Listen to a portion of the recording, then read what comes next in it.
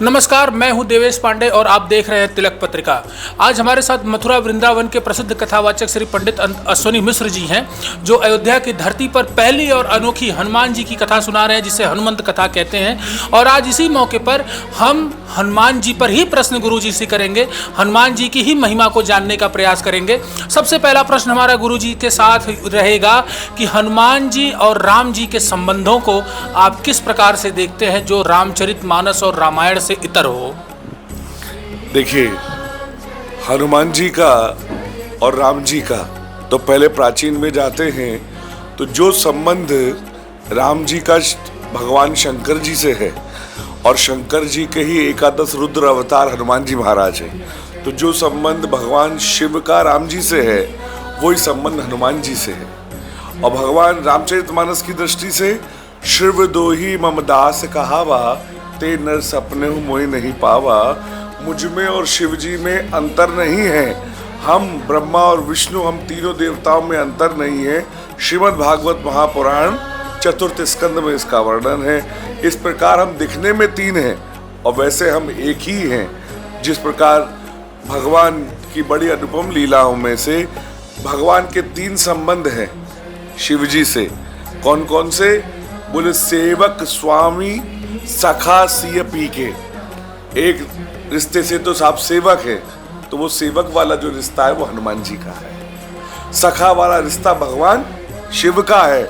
और वो ही भगवान राम जी ने जब लंका पर चढ़ाई करी तो रामेश्वरम बसाया और तुरंत भगवान शिव जी की उपासना करी, तो वहाँ रामेश्वरम के रूप में स्वामी भी हैं। तो ऐसा अनोखा रिश्ता है साहब कि सेवक, स्वामी, सखा, सिय पी के। और इतर बात रही तो भैया तत्व की दृष्टि से तीनों में कोई भी अंतर नहीं है, वही तत्व है साहब।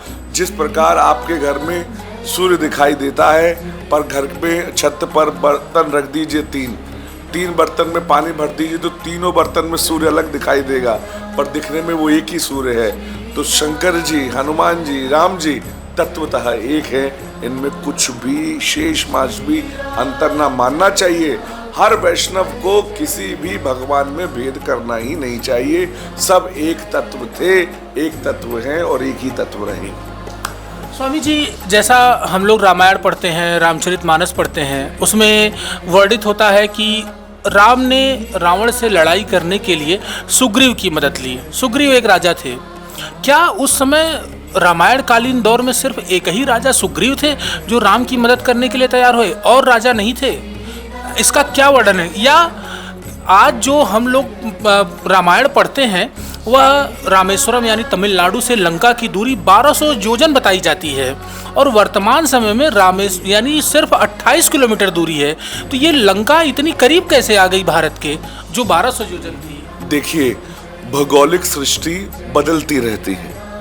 पहले जो प्राचीन काल का सभ्यता संस्कृति रही, देखिए हड़प्पा संस्कृति आदि संस्कृति के निशान भी मिट गए, ये सब हम इतिहास में पढ़ते हैं। तो भौगोलिक दृष्टि से उस समय जो बात रहा, पर सर्वप्रथम आप सब लोगों से निवेदन, जितने भी श्रोता मुझे सुन रहे हैं, कभी भी शास्त्र की किसी भी बात को वैसा का वैसा ही मानना चाहिए, वो इंगित मात्र भी गलत नहीं होता है। पर आपने जैसे प्रथम प्रश्न पूछा, मुझे बहुत अच्छा लगा, क्या राजा सुग्रीव की ही मदद क्यों ली, जिसमें सुग्रीव से ज्यादा बलशाली बाली उस समय था। पहले तो सुग्रीव की मदद क्यों ली, तो बोले भगवान भक्तों के भजन की रक्षा करते हैं।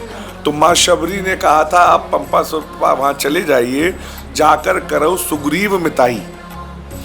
दूसरी बात, हनुमान जी को गुरु जी थे भगवान सूर्य, तो सूर्य के अंश से सुग्रीव जी प्रकट हुए थे। तो भगवान सूर्य ने गुरु दीक्षा में कहा था कि मेरे अंश की रक्षा करना।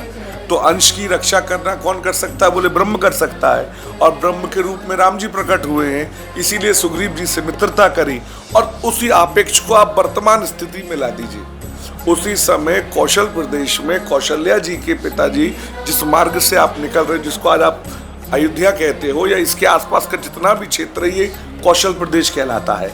यहाँ पर भगवान राम जी के नाना थे, पर वनवास में क्या कहा था कि तापस वेश विशेष उदासी, 14 वर्ष राम वनवासी।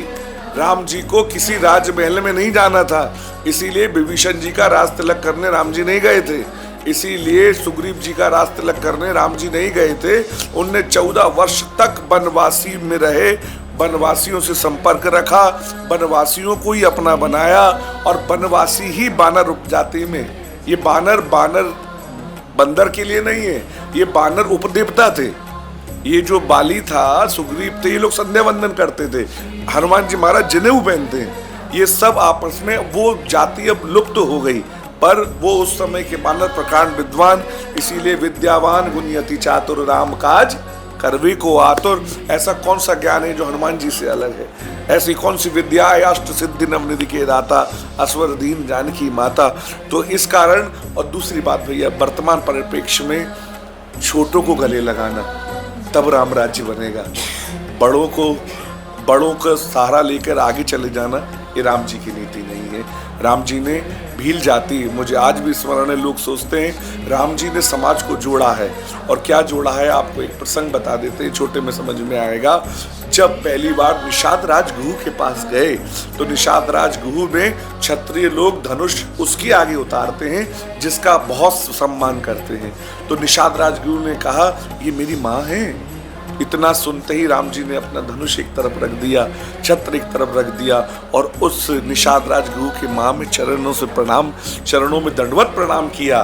तो इतना प्रेम माँ के उसमें आ गया कि भाव जागृत हो गया कि ऐसा मेरा बेटा होता, मुझसे माँ कहता, तो अगले जन्म में, भागवत जी में प्रमाण है, वो ये एक फल बेचने वाली माता जी बनी, भगवान कृष्ण उनकी गोद में बैठे, उनसे माँ कहा और फल कहा। तो मैं आपसे निवेदन करना चाहता हूँ, राम राज्य की स्थापना जब होगी, जब छोटे से छोटे व्यक्ति को बराबर कर दिया जाए। भगवान ने सबका सम्मान किया है, हनुमान जी महाराज के चरित्र में देखोगे तो सबका सम्मान किया है, किसी का भी अपमान जीवन में किया ही नहीं, और वनवासियों को अपना बनाकर इस बात का सबसे बड़ा संदेश दिया कि संसार में राम राज्य जब आएगा, जब छोटे से तबके वाले व्यक्ति को भी उपयोगी वस्तु उपलब्ध होगी, निःशुल्क न्याय होगा, निःशुल्क चिकित्सा होगी और निःशुल्क शिक्षा होगी। उस दिन हमारे देश में राम राज्य स्थापित हो जाएगा।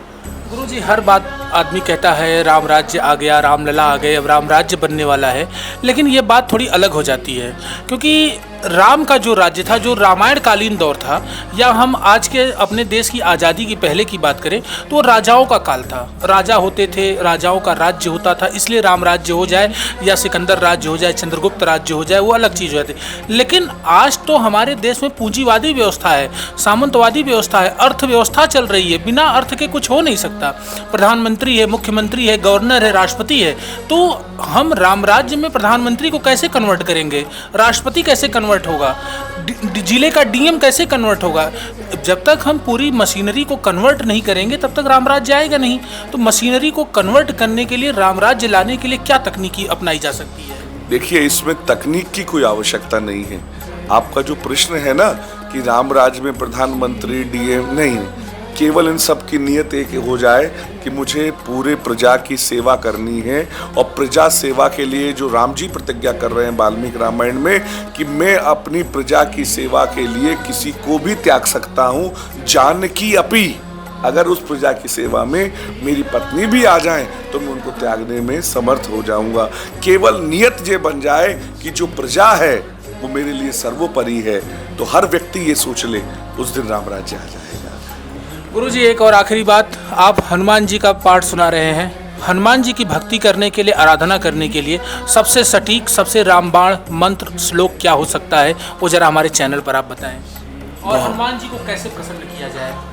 देखिए, हनुमान जी तो सदैव प्रसन्न ही रहते हैं, हम क्या प्रसन्न करेंगे, वो राम नाम लेते हैं, और रामचरित सुनवे को रसिया, राम लखन सीता मन बसिया।